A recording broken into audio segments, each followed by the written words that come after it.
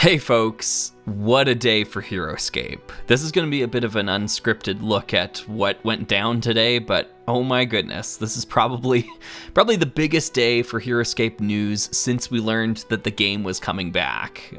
So just so much stuff revealed today. So many new designs and a lot of things that the online community was, waiting with bated breath on. So, I want to weigh in on all this stuff. So let's talk about RenegadeCon and the live stream stuff that went down. There was definitely some technical hiccups. The version that's actually saved here on the YouTube page is the third iteration of this live stream. So I've been there when the live stream equipment just doesn't function and everyone's waiting on you. Don't worry, our Slugger has been in that situation and it's not a lot of fun. So I really feel for the folks over at Renegade for the little mishaps there. The very first thing we see at the very start of the live stream here is really cool stop motion animation done by Tales of Valhalla, which is a channel that's been doing stop motion Heroscape stuff for a very long time. So I recommend checking them out and checking out this cool clip that they designed for the start of the live stream. I was watching this all in the moment, and I've got to say, even by the end of the live stream, I felt like I would need a full day to digest everything I saw. So I'll probably even gloss over some things here that I haven't really dove into all that much, such as this Wardens of Valhalla program. I'll have to rewatch that. I have no idea what's going on with that. I think it's something to highlight community members, that sort of thing. So I don't know if that's really going to apply to someone like me who's up here in Canada. We'll see. Anyways, they talked about the story arc, the Boiling Tension story arc, but now we're getting the lava set, and this is one that I was really looking forward to because all my old lava tiles, oh my goodness, I never I never take them out to events because I'm so afraid they're gonna break. They're getting so brittle. I can't wait to replace it all with the new stuff. Yeah. So the selection of tiles here looks really good to me. You're getting lots of line of sight blockers in here, 4 different ones, and just like the old style terrain packs, like with Road to the Forgotten Forest or the Tundra set from way back when, you kind of need 2 copies to be able to build symmetrical maps, and it looks like that's going to be the case here as well. There are a lot more tiles, like lava tiles in this kit, both Molten Lava and Lava Field, so that's awesome, than in the original Volcaren Wasteland expansion. And there weren't these rock outcroppings in the original either, so that's really cool. It's cool to get that variety. I'm probably in it for 2 kits of this stuff because I want to be able to build symmetrical maps. The lava rules, like the Lava Field rules as written, are a little bit maybe too penalizing for you to use this much lava on a map. So I think this will lead to a lot of maps that are just, casually built that ignore that ruling. Like it's just supposed to be, it looks cool. And it does. And I think that's a huge aspect of Heroscape that's often overlooked when we only look at it through like a competitive or a tournament sort of lens, right? This is a casual game, straight up. So if it looks cool, it should be in the game. That's kind of where I'm at with that. So this looks cool. I think it should be in the game. Yeah, so I like it. The first figure design that was revealed here on the live stream was Scavorith, Lord of Ruin. And this is another member of Revna's growing Iceneck army. This design is from the War Council, the Avalon Hill design team from the original failed HasLab project. And I think it remains largely unchanged. I wasn't paying too close attention to that HasLab back in the day for a variety of reasons. But what I see here doesn't, there's nothing new that I see on the card. I think maybe the personality changed at some point in time. I can't remember offhand. This looks like just another solid heavy hitter for the Iceneck army. Nothing here wows me, but it's interesting. It's interesting. It has a double burst special attack, which is kind of like double attack, although it's a special attack. It's all right. I don't know. the way it's worded makes it sound like it's more like complicated than it should be. Like, I had to kind of reread it a few times to really understand it. It's basically the same, unless I'm misunderstanding something, it's basically the same as Onshu's special attack, except it is also specifying that it can target the same or different figures with each attack. I just think that's weird to clarify that on this card, but not on the other card. So I don't know what's going on there. Maybe I'm misunderstanding something. Let me know. Battle Surge is interesting. It's another way to use the X order marker, which is cool. And it basically allows you to take another turn with Scavorith, although you can't use double burst special attack during the additional turn. So, yeah, and there's another qualification on the bottom here too. If Scavorith does not attack a figure during the additional turn, Scavorith suffers 1 wound. And I think this is an interesting call. Like yes, this is complicated. Yes, it's it's a War Council design. Like at this point I should expect it to be complex and somewhat convoluted, but it's not without merit. And I think in this case it's an interesting design choice, because your special attack, your double burst special attack, has a range, but your regular attack does not. Your normal attack doesn't, which means if you use Battle Surge, you want to use that burst attack, the burst special attack, on the first turn, and then when you activate your Battle Surge, you have to rush in and get a melee attack in order to not take a wound. And I just think that's a really cool idea. It leads to dynamic gameplay and has a risk-reward element to it that I think is quite smart. Yeah. So I'll be curious to see how this one actually feels on the battlefield, how it actually plays. The figure itself, to me, honestly seems fairly strong for what you get here. 185 points is a lot, but you probably could manage to run this figure alone, just on its own in an army. You don't need the rest of the Eisenach core to get good value out of this. So yeah, cool. I like it.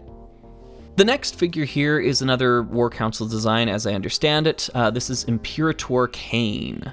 And this one, my goodness, almost looks like Simplescape. Do my eyes deceive me? Yeah, I like Simplescape. It's kind of one of the, core values of Heroscape is its approachability. And yeah, I'll get into it later, but this is nice to see.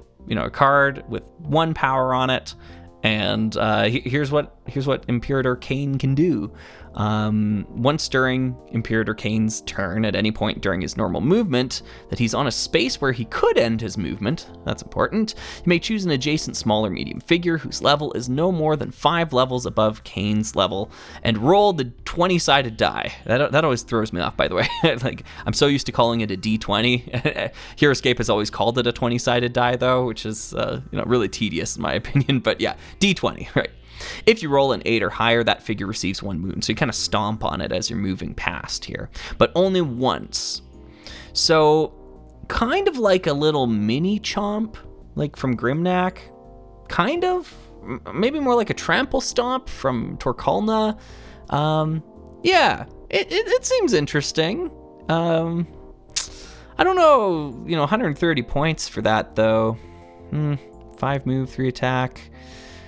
Yeah, it's nothing to write home about yet. I think there'll be some sort of bonding squad in the future that'll make this design a little bit more viable. Of course, the squad it was originally designed with was the Frostclaw Paladins. They originally had a champion bonding that worked with Valorak and Jandar. And I've got to say, I'm really happy they got rid of that. I'm either I want either general bonding or not general bonding. I don't want multi-general bonding. I just feel like we're getting too into the weeds if we start doing that, and it kind of devalues the whole general aspect of army cards, right? They belong to a certain general, they belong to a faction, and if you all of a sudden have cards that start bonding with members of a different faction, I don't know, it just doesn't make a lot of sense to me, thematic sense in that case. So I'd rather have no general restriction on the bonding. I think that's my opportune choice. Like, I like that style better, where it's unrestricted bonding, like the Romans, that sort of idea. But if you have to put a general on, I just want one general. So I'm glad that they made that change here. But it does mean that this hero needs a bonding squad at some point in time. Because on its own, I'm not really feeling it. So this one's coming in its own box as well, too. So yeah, I'm not sure. I'm not sure about this one. I think this one will be kind of underpowered until it receives support later on. So it might just be like an investment in the future for this army, that sort of idea. This next army expansion box was one I was actually really looking forward to when I first saw some of these figures teased in the Discord there.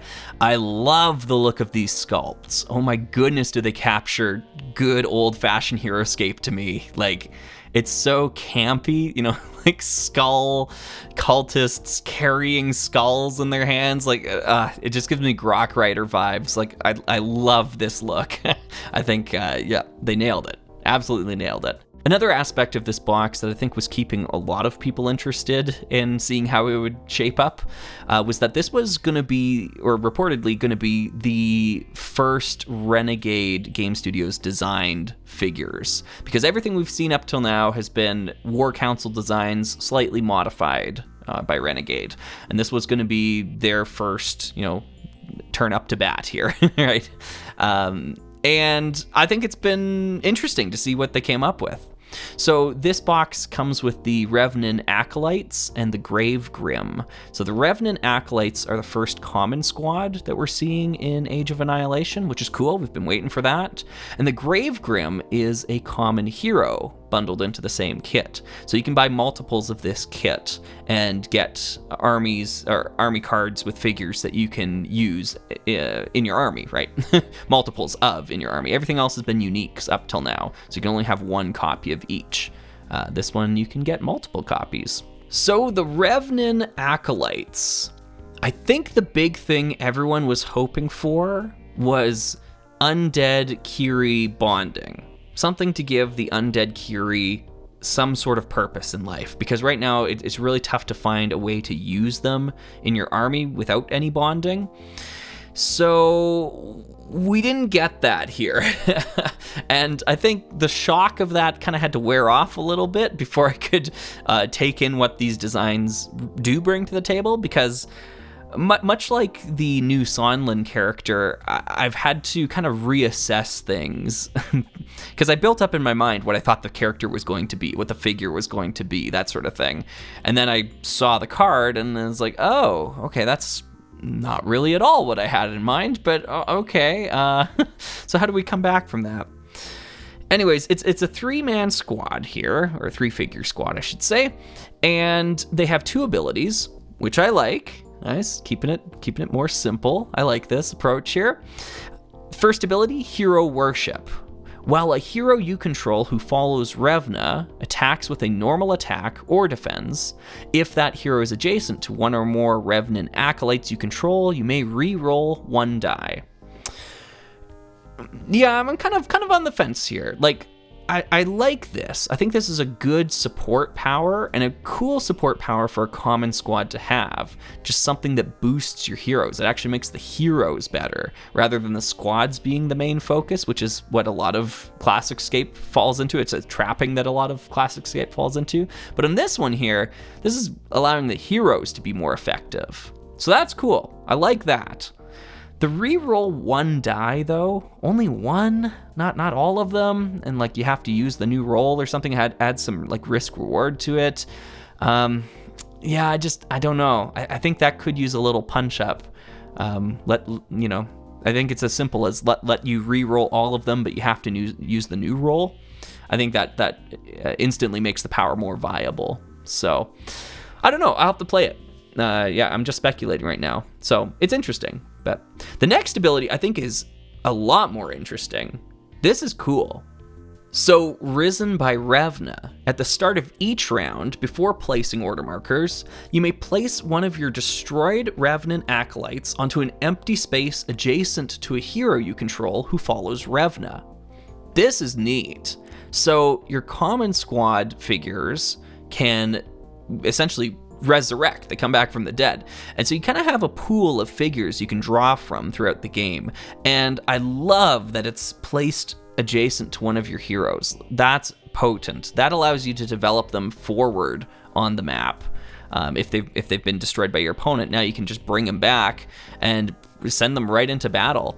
And you want them adjacent to your heroes because of the reroll power, which I think has some teeth. Like I know I kind of poo-pooed it a little bit, saying it's not that great. But even rerolling one die, especially on the attack, that's improving your odds by 50%. To get another skull in there. It's just as good as the chain axe power that Durham has. It's neither here nor there. Never mind. But yeah, I think it's neat, and I like how it's unrestricted other than general. It's not like an undead hero you control who follows Revna. It's just any hero you control who follows Revna. That's cool, and that's gonna have potential in the future.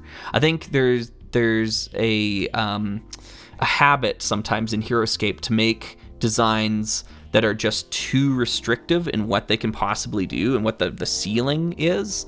I like uncapped ceilings more often than not when it comes to Heroscape.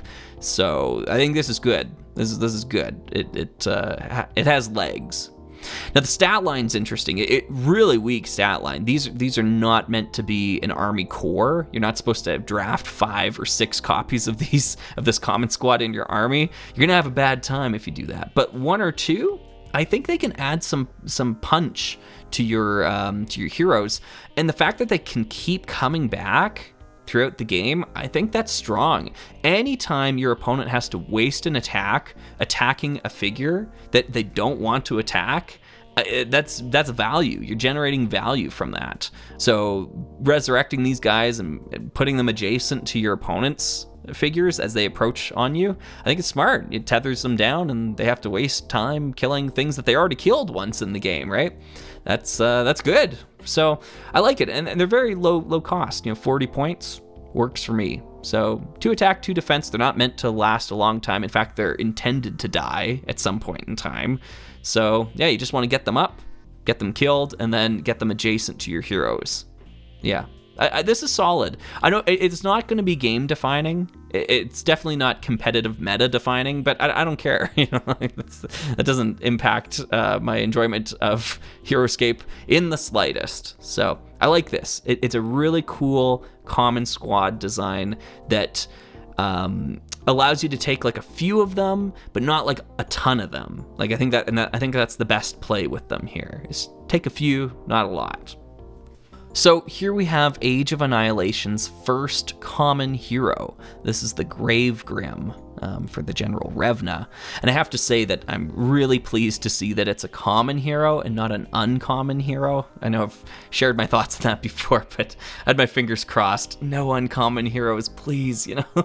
They're so clunky. Even though this one has multi-life, it's got 2 life on the card here. I still strongly prefer the approach of placing wound markers next to the figure rather than putting stickers on cards and on bases of figures. I will take putting wound markers on the map any day over sticking stickers on my cards. So yeah, I'm glad they went this way. Although I will say 2 life is probably the maximum of what you could do. Maybe 3 life on a common hero. When you start getting into 6 and 7, I don't want big stacks of order markers on the map, or big stacks of wound markers rather. So yeah, that's it works here, and I think there's a good gameplay aspect that's represented here. It means you can just bring 1 card and activate any Gravegrim in your army. I think that's cool. That's a neat feature that common heroes have that uncommon heroes don't have.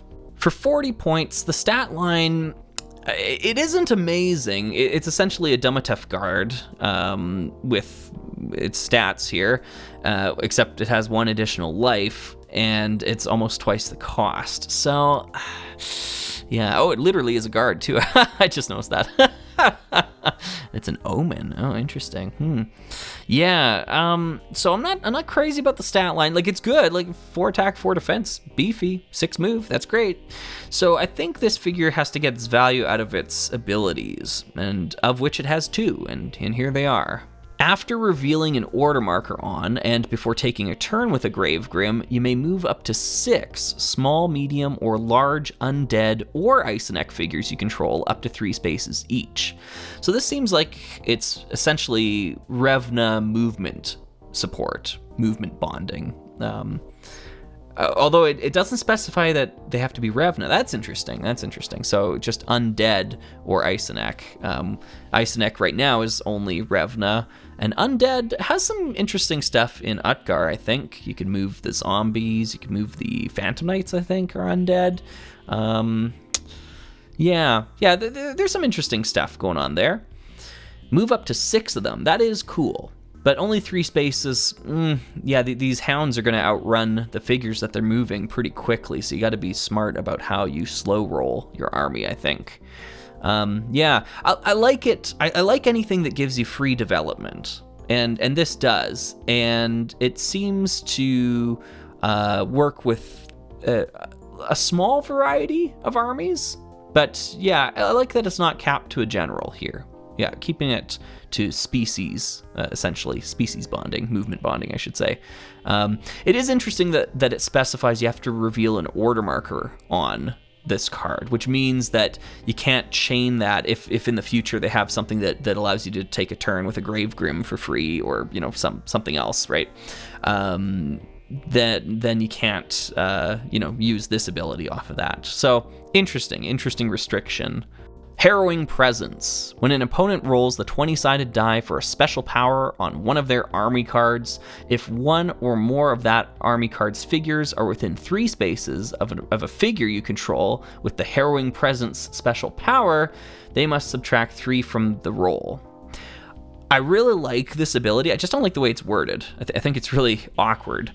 That it seems very strange that it specifies within 3 figures, or within 3 spaces of a figure you control with the Harrowing Presence special power, rather than just saying within 3 spaces of a Gravegrim, right? Like most powers would be written. I think they would be written that way, right? Just like Guide of the Dead was. It doesn't say and before taking a turn with a figure that has the Guide of the Dead power, right? So it's worded very interestingly. I think it's strange in a bad way, the way it's worded. However, the ability I love. This is maybe my favorite ability on any of the new cards right now. I think this is so cool to threaten an opponent's army with subtracting 3 off of their roll. So many D20 powers, like the good ones especially, are up there 16 or higher. That's where they want to hit for their abilities. And just being within 3 spaces of one of your guide hounds here, your Gravegrims, I think that's really cool that it's threatening. This is really going to shake up the Moor's Bane meta. Yeah, I like it. I wish the range was bigger. I think 3 is a little small for an ability this cool. I think I'd be happy with something like 6 even. It's a cool ability, and it's going to be very situational too. Some armies don't even care about the D20. Some figures just don't use them. Some armies in their entire composition don't have a figure that use the D20 like that. Most competitively viable armies don't rely on D20 abilities, right? So I don't think it's going to have any major effect on the meta, but it is cool. It's a neat, debilitating power for your opponent that your opponent has to play around or deal with. I kind of think in an interesting twist, you actually would want more Gravegrims in your army than Revnan Acolytes, or more copies of them, I should say. Like, I could see myself building an army around 3 or 4 of these guys, and I can't see myself doing that with the Revnan Acolytes. So there might be a slight mismatch in the number of copies that you'd actually want here. I don't know. It's... well, geez, I mean, like, activating 1 figure a turn with Gravegrims. Maybe I'm wrong about that. Maybe you don't want that many. Maybe 2 is enough. Yeah. It's interesting. I can't wait to try it out. And I love the mini as well, too. It looks really good. Right on point. All right, the next common army expansion, the Molten Crustaceans and Tanuki Tricksters. This one was hotly contested, I think, leading up to now. Yeah, I think when a lot of competitive players heard that there was going to be a common squad that could drop lava on the map, they started freaking out and rushing to the keyboards, Yeah, and, fair enough. It had the potential to, or still has the potential, I suppose, to disrupt in a sort of competitive sense. However, I was never too concerned about it personally. Heroscape has obnoxious designs in it already, like your Asamus, your Death Reavers, whatever, right? And we've played around them before. Like we still play the game despite those figures being in it. And I just see the same thing here. If these turned out to be really awful, we would just find a way to play around them, because we always had, right? It's no big deal. Like, I think everyone was getting in a panic over this, and it was completely unfounded, in my opinion. So, anyways, let's look and see what they actually do. So these are the Molten Crustaceans, and I gotta say, like, figure-wise, just looking at the miniatures themselves here, they're not at all what I had in mind. I think I was picturing something like some sort of alien design, more out of like Mass Effect, that sort of looking thing. But no, these are just like literally crabs. And they're just holding blunt weapons, right? The first figure of this that I saw was the one holding the hammer. It was kind of leaked just before the live stream earlier today. And my first reaction was, it was kind of like, ooh, this bodes poorly. I'm not really liking it here. But then I saw the crab holding the knife, and then it made sense. Like, yes, that's it. All right, I get it now. I get what we're going for here. So these little crabs are all holding like little, I don't know, household objects almost, right? Running around. Yep, internet memery, 100%. Yep, I dig it. So they won me over in the end. So here's the ability that everyone was tearing their hair out about: Volcanic Carapace. You begin the game with 3 1-hex lava field tiles. Those are the ones that are stackable. They're not like water tiles, right? And 1-hex molten lava tile. And those ones are like the water tiles, for every squad of molten crustaceans in your army. After a molten crustacean you control is destroyed by a normal attack or leaving engagement attack, you must roll the 20-sided die and place one of these tiles onto the space the figure occupied. If the tile fits normally on that space. If you roll a 19 or higher, place a molten lava tile if able. Otherwise, place a lava field tile. So I think the big kerfuffle here is that when a molten crustacean dies, they always place a tile, which wasn't something that I think folks were prepared for. I certainly wasn't. I was kind of expecting this to be a dud of an ability where on 19 or higher you place molten lava, and like 16 to 18 you place a lava field tile. And like, to me, that's just kind of what a worthless ability. It only triggers like 25% of the time. That's, yeah, who cares? Like that's hardly, something to write home about. I'm in favor of it being 100% guaranteed that they drop something. And in fact, I almost wish they went the extra mile with that and got rid of the molten lava drop on a 19 or higher and just said it's just going to be lava field. Every time you kill one of these, it's lava field.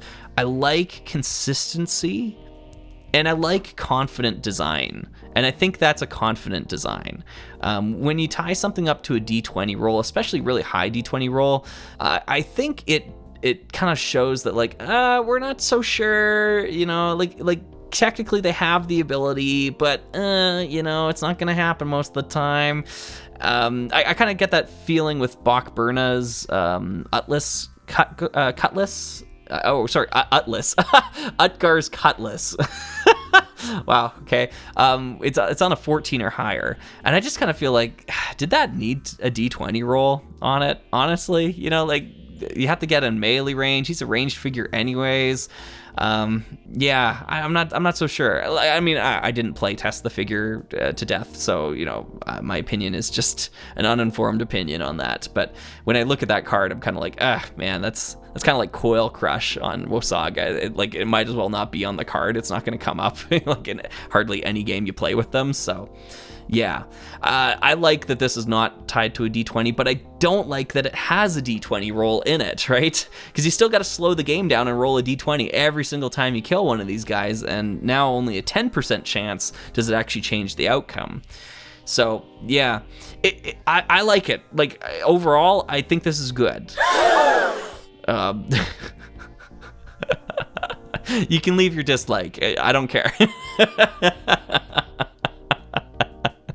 I think this is a good design. This is a good design for Heroscape.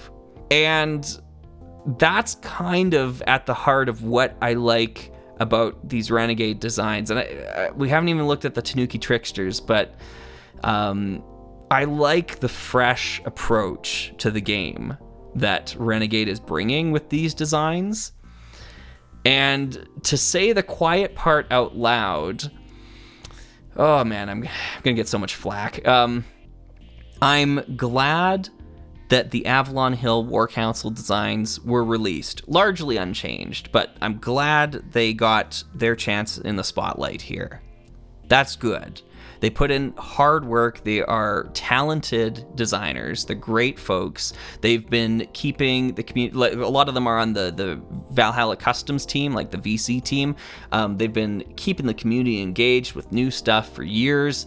That's awesome. They deserved their designs to be released at retail, and they have been. And I'm really happy that's happened. But I'm also glad that the War Council is no longer in charge of designing figures for official Heroscape. And I think that really boils down to what they have created is very insular, and it appeals to a very specific type of person, I think. And it appeals to folks that play the game seriously, that have played the game seriously at a competitive level, who've been digging deeper and deeper and deeper into the meta and all those sorts of designs. And that, to me, if left to fester for too long, is antithetical to growing the game. Like, it's actually bad for the game to get more and more niche rather than having broader and broader appeal, which I think is what we want from casual designs. Like, again, at its heart, Heroscape is a casual game. It's meant to be played by children. And I say this from my own experience of trying to teach kids to play the game. And I've done that recently, where I played one game where I had an army, and the young guy I was teaching it to, the army contained Deathwalker 8000, and that was his favorite figure the whole game. Like, I know Deathwalker's not a competitively viable figure, but he's not meant to be, right? He's a casual design for casual fans of the game. We played another game later where I gave him some of the new Isoneks, and he was just left kind of scratching his head on how to use them. He far preferred playing with Deathwalker 8000, as I think any casual fan of the game would, right? I wish I had recorded this, but my friends and I were playing with some of the new figures, and two of them got into kind of a conversation as to, like, but wait, how does this turn activation go? When do the surge markers happen? Like, when, like, it was perfect. It was a perfect summation of the frustration that comes from trying to understand a lot of War Council designs. Like, yes, for competitive players that know the game in and out, they're great designs, and I can see how that appeals to them. But the War Council was kind of pushing Heroscape towards a cliff, in my opinion. And I think Renegade is adeptly walking us back a couple of steps towards safety for the longevity of the game. Heroscape is a casual game. It needs casual designs that aren't competitively viable in order to flourish. Easily understood designs. I could absolutely create an army full of Molten Crustaceans and some other figures, and give that to a kid to play. Like, there's nothing on this card that is complex to understand. It's just when a crab dies, you place down a tile. If you rolled a 19 or 20 on the die, then you place down lava, molten lava, right? Easy to understand. No gimmicks, no weird order marker things, or do the X order marker here or that or whatnot. Like, this is meant for kids, this design, and I think it succeeds. So yeah, I'm a big advocate for this. More of this, please. I should really mention too that it's not just kids that have given me this feedback from the game, from War Council designs, adults as well. Just folks that don't have a super deep knowledge of the game, even those who do, you know? Yeah, so like, I don't want to put the members of the War Council on blast. I think they're great individuals. I have nothing against them as people, or as against their work, like that they do for VC designs. Like, keep doing that. Keep on trucking. I just think it's the wrong fit for official Heroscape. That's kind of where I'm at with that. I think it should remain as VC stuff that appeals to the niche group that plays VC. Yeah, that's kind of where I'm at. So, to paraphrase, I'm glad we received the designs. They deserved their designs to be released. I just don't think it's what the future of Heroscape should be on an official front. So now that I have lost every single subscriber, let's talk about the Tanuki Tricksters, the last common squad here.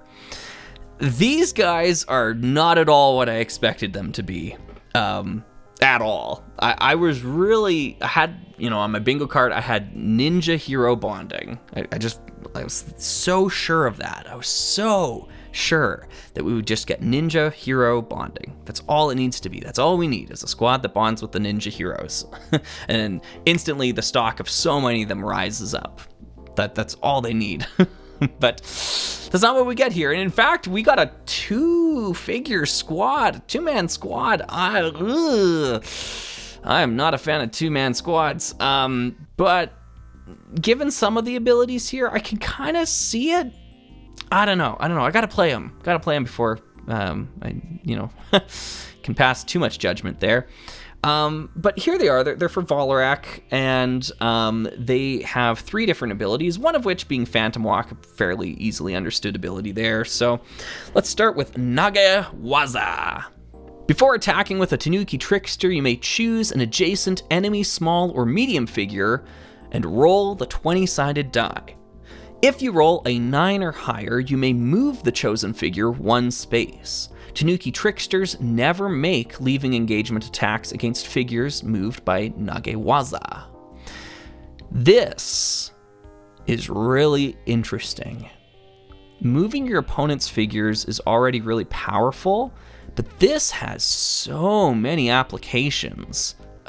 Just off the top of my head, moving an opponent's figure away from one of your other figures allows your other figure to make a leaving engagement attack against them. And this can be really good to bypass defense on figures, right?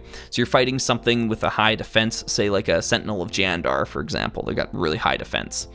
You can now move them away from one of your other figures. And if it's like a Knight of Weston, for example, they've got Coward's Reward, which allows them to roll 2 dice during a leaving engagement attack. Yeah, that's good. 9 or higher, pretty reliable as well. Yeah, very interesting. Another thing you can do, because these guys have a small range attack, I don't know how they're doing that. They must have like throwing knives or something. But they could push a figure down onto low ground below them and then hit them with a high ground, essentially, ranged attack, because they would then have the high ground. Yeah, I think this ability has legs. I think we'll see some neat synergy here. It's really held back by being a 2-figure squad, though. It means you only get two attempts at it. It is a common squad, so you can draft more of them, but still, 2 attacks a turn is just not a lot. So, I don't know. Tanuki Aruki. After revealing an order marker on this army card and taking a turn with the Tanuki Tricksters, you may move up to 2 small or medium Vorid or Ninja figures you control that did not move this turn up to 3 spaces each. So they are getting some amount of movement bonding. Again, 3 spaces, it really isn't much to write home about. It's a small amount that gets you like either 3 spaces in distance or like 1 level of height and 1 extra space. It's not a lot. And it's only 2, up to 2. So a little bit of development. Yeah, it's just not as impactful as I would like it to be. So that's kind of a problem. But potentially an interesting thing is that you could attack with a Tanuki Trickster that didn't move and then move it using this ability. I think that's how that interaction works. So an attack and then move sort of situation. That's interesting if it works like that. And then Phantom Walk is, as it's always been, where you can move through opponent's figures or your own figures that are engaged, and you never take leaving engagements as well. So yeah, Phantom Walk is pretty common on ninja things, tricky ninjas. And these are Vorids. Yeah, stat line, movement of 6 is good. Range of 4, it's consistent. Like with thrown weapons, I think other Heroscape figures have had that sort of range. It's short range, but still range, which is good. Attack of 3 is good, above average for a common squad. So that's solid. So 4 with height. That's good. I think that's a good stat line there. And then 4 defense, very agile little critters. They kind of need it though. Like as a 2-figure squad, they kind of need that. I think you could bump that down to 3, maybe even 2 if they were a 3 or 4-figure squad, respectively. But with only 2 figures, yeah, I think you need the 4 there. I'd be interested to get a few packs of this and try playing the Tanuki Tricksters as a 3-figure squad. You might have to bump up the point cost, I have no idea, but that would be an interesting thing to experiment with. Just try playing it as 3-figure, see how that feels. Because 2-figure's tough. 2-figure non-bonding at that. So yeah, I like what I'm seeing here. These are interesting designs, and I think it'll be fun to play around with them. Oh, right. I forgot all about this character. I forgot this figure even existed, to be honest. Air Marshall Zed Nesbitt. This is a War Council design, and yeah, I'm just not getting it. I'm not seeing the dream here. But anyways, let's talk about what's on the card. So the first ability here is called Skyhook. After Air Marshal Zed Nesbitt finishes moving, if you use the flying special power during this movement, you may choose any number of... any number? Really? I'm seeing the dream, everybody. You may choose any number of friendly small or medium Vorids that Nesbitt passed over this turn. Oh, okay. Place those figures adjacent to Nesbitt. Figures moved with Skyhook never take leaving engagement attacks. Yeah, so this is interesting. I didn't realize it was an unlimited number. Well, I guess it is limited, only 5 move. Yeah, that means at most you're probably only Skyhooking like 4 at most, maybe even 3. And you have to pass over top of them. Yeah, that's rough. I don't know, and they're not a scout, they're a champion, so you can't get any movement bonus from the Venok Warlord. Yeah, it's cool. Like it sounds neat on paper. I don't know though. This might be one that's it was kind of maybe nerfed into oblivion. I don't know. Yeah, not loving that. Crash Landing Special Attack. Range 1, attack 5. Nesbitt can only use Crash Landing Special Attack if you use the Flying Special Power this turn. Yep.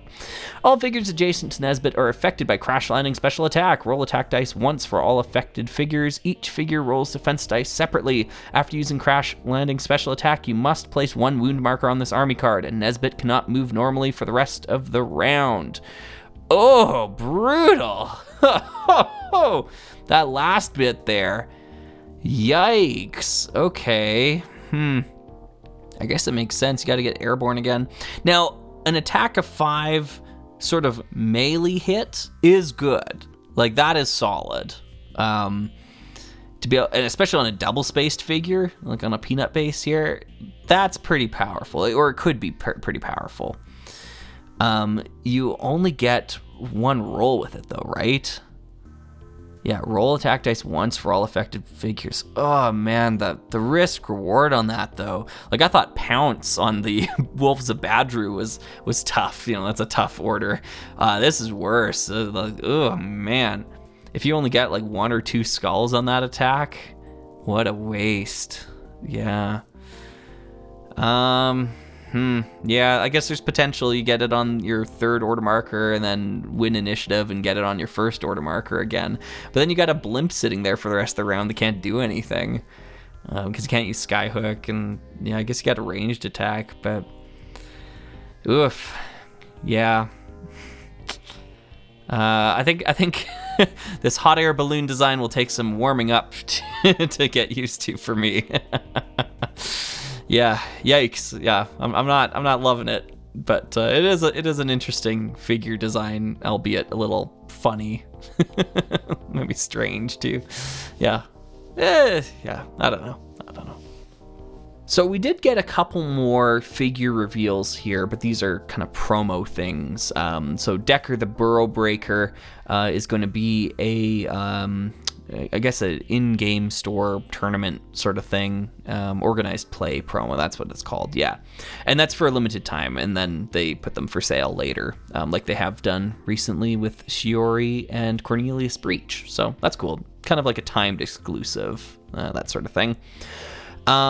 This is another War Council design. I think it's largely unchanged. I didn't really check out the initial one all that much. I wasn't too invested in it back then when it was a pie in the sky pipe dream.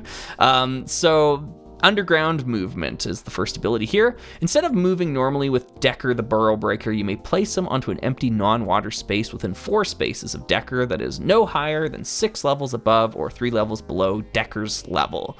If Decker is engaged when he starts his underground movement, he will take any leaving engagement attacks.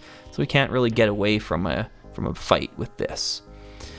Yeah, just kind of a burrowing thing, gets you further up the map. You can ignore some terrain and ignore some enemies to get there. So yeah, it's interesting. It's an ability that I think was on a VC figure first. Ashidulu, I think, if I recall correctly, has this ability. So yeah, I don't know. It's fine. It's cool. Drill Drive Special Attack. Range Special Attack of 4. Instead of moving and attacking normally with Decker, so instead of using your underground movement, you may move him up to 5 spaces in a straight line. When moving with Drill Drive Special Attack, Decker may pass through figures and does not take leaving engagement attacks from figures he passed through. After moving, roll attack dice once for all figures passed through that turn. Each figure rolls defense dice separately. Defending figures never have height advantage against Drill Drive Special Attack. So it's kind of like you just blast your way through 5 spaces and you can affect a bunch of enemy figures in a line.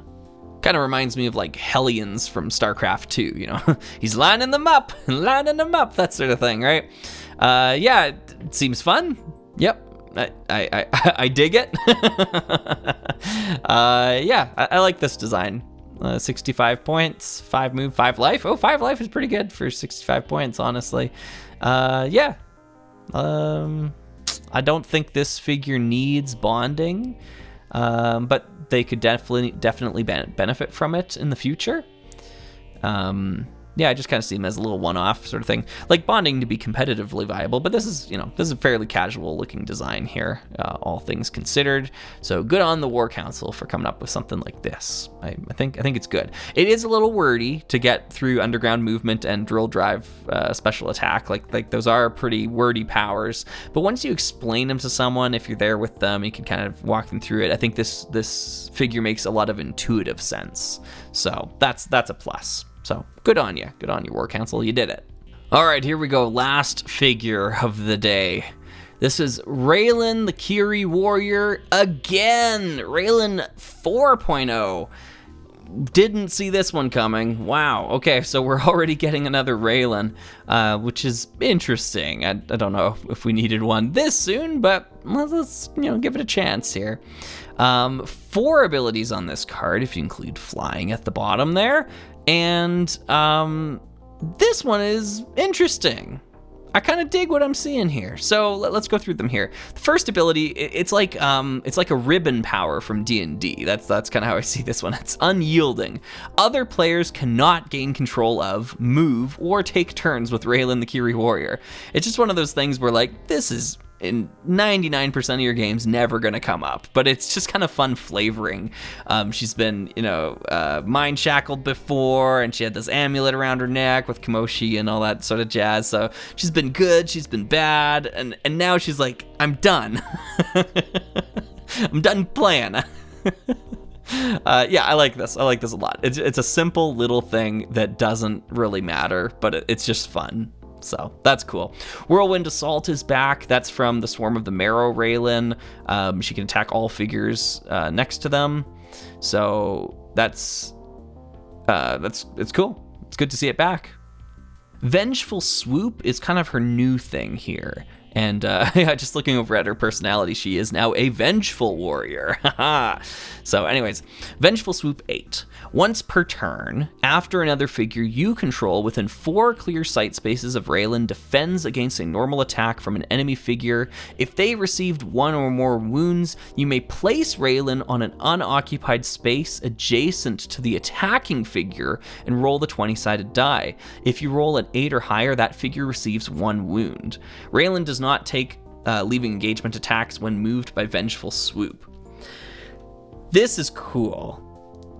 I really like this aura ability because it's an aura that is going to constantly shift as Raelin moves around, and it's a really unique one too. It's not about rolling an extra attack die or extra defense die in the case of Raelin. It's about moving a figure in and actually doing damage with them.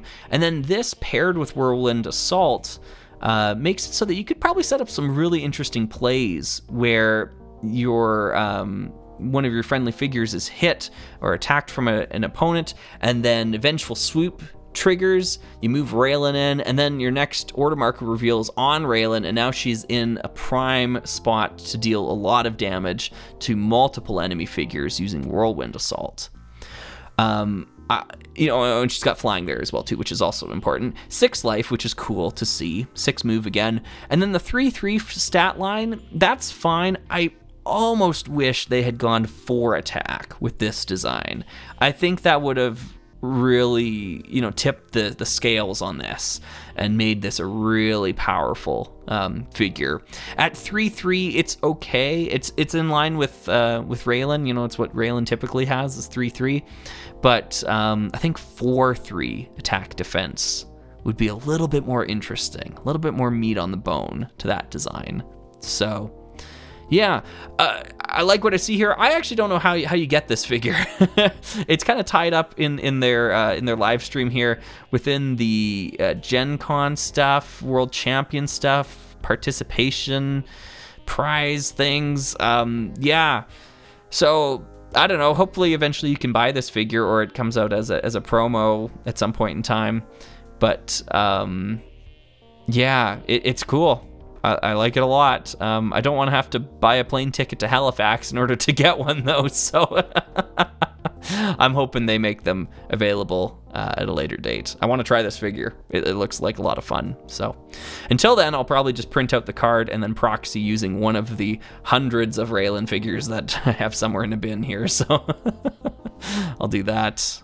Yeah, anyways, that's all the figures. And I really glossed over a lot of the information that is about organized play. There's tons of stuff, these new Valkyrie trial things, events, they look fun. I don't, I have to go through here, really comb through to try to digest everything that's in this live stream. Tons of Gen Con prizes as well. Yeah.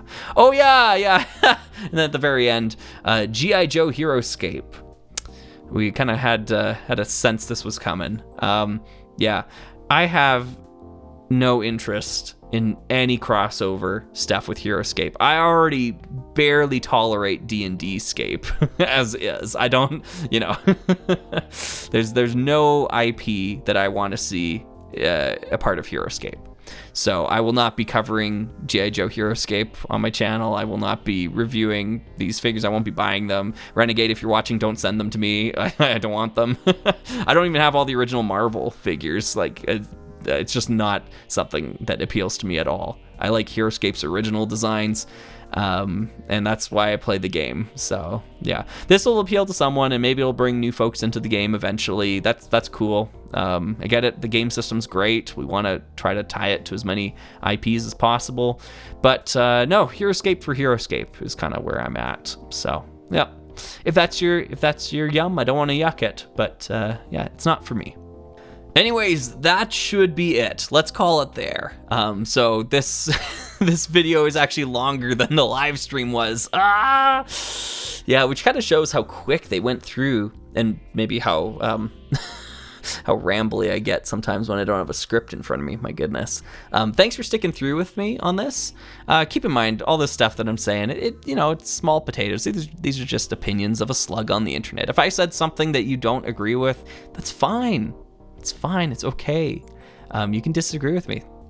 You won't ruin my day, and I hope I haven't ruined your day as well.